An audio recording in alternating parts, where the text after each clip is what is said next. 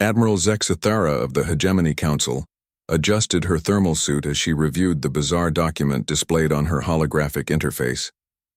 The translation matrix had been working overtime for the past 3 cycles, attempting to decode the peculiar human text that had been transmitted to every major galactic power. "The Geneva Conventions," she read aloud, her mandibles clicking in confusion. "Rules for warfare?" Around the circular chamber, representatives from 12 different species murmured in their native tongues. The Korthak delegate, a hulking creature of chitin and fury, slammed his battle claw against the table. "Ridiculous!" General Vorth bellowed, his voice reverberating through the chamber's acoustic dampeners. "War is war. You crush your enemies completely or they crush you. These humans speak of protecting civilians and treating prisoners humanely. Weakness." The Ethereal Syndicate's representative, Luminous 7, pulsed a pale blue in agreement. Their telepathic voice echoed in everyone's minds. Such restraint suggests a species that has never faced true extinction. How quaint.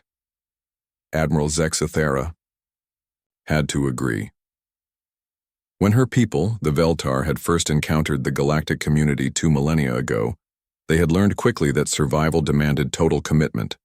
Wars were won by those willing to glass entire planets, to convert enemy populations into slave labor, to use any weapon or tactic necessary for victory. The humans had joined the galactic community only 50 standard years ago, and already, they were trying to impose their strange moral framework on everyone else. Their delegation had insisted on presenting these rules of war to the Council, claiming they were essential for maintaining civilization during conflict. "Perhaps," suggested Councillor Melktar of the fungal collectives, his spores shimmering nervously, "we should examine their military history before dismissing this entirely. Intelligence reports suggest humans have been unusually persistent in their conflicts." Zexathara pulled up the human military files. The species had indeed been warlike, but their conflicts seemed limited in scope. No planet crackers, no viral weapons, no consciousness transfer torture chambers, just conventional explosives, projectile weapons, and basic energy systems. "They fight like children," she concluded. "No wonder they need rules to feel safe." The assembled admirals shared what passed for laughter among their respective species. The very idea that these newcomers, who had barely achieved faster than light travel, would dare lecture the galaxy's apex predators on warfare was absurd. 3 months later, the first tests began. The Korthak Dominion, ever eager to prove their supremacy, had declared war on a human colony world for territorial expansion. General Vorth himself led the invasion fleet, confident that these rule-obsessed primates would crumble at the first sight of real warfare. The initial reports were promising. The human defense fleet was smaller and less advanced than expected. When the Korthak forces offered surrender terms, slavery or death, the humans had actually tried to invoke their precious Geneva Conventions, requesting that civilians be spared and prisoners treated according to international law.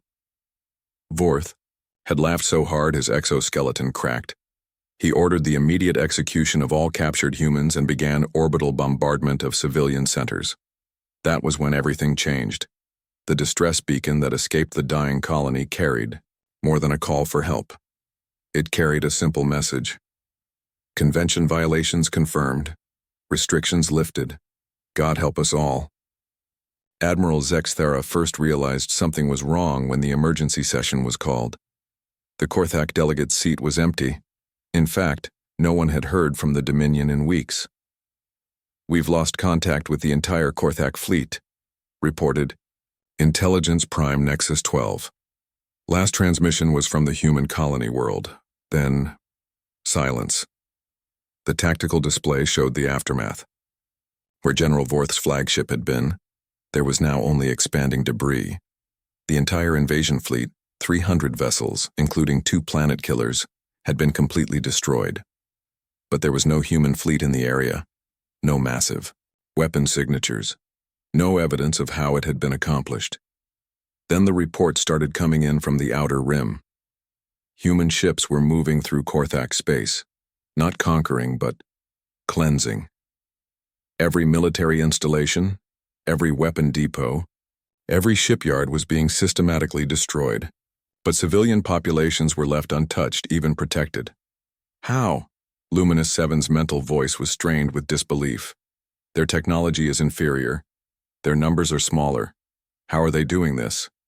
The answer came from an unexpected source. A Korthak survivor who had managed to escape the carnage. His testimony, delivered through chattering mandibles and trauma-induced spasms, painted a horrifying picture. "They fight like demons," he whispered, "but demons with purpose. They know exactly what to target, when to strike, how to cause maximum damage with minimal force. It's like they've been planning this for centuries."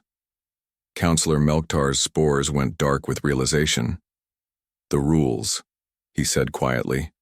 "They weren't suggestions for how war should be fought. They were warnings for what happens when they're broken." Zexathara felt her body temperature drop as the truth crystallized. The Geneva Conventions weren't signs of human weakness. They were a safety manual. Instructions for how to fight humans without triggering something far worse. The humans had spent their entire evolutionary history perfecting warfare, not just the tools and tactics, but the psychology, the strategy, the art of controlled violence. Their rules weren't limitations, they were the restraints they placed on themselves to keep their wars from becoming extinct-level events.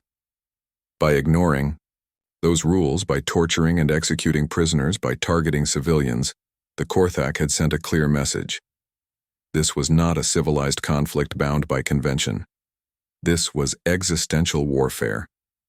And humans, it turned out, were very good at existential warfare.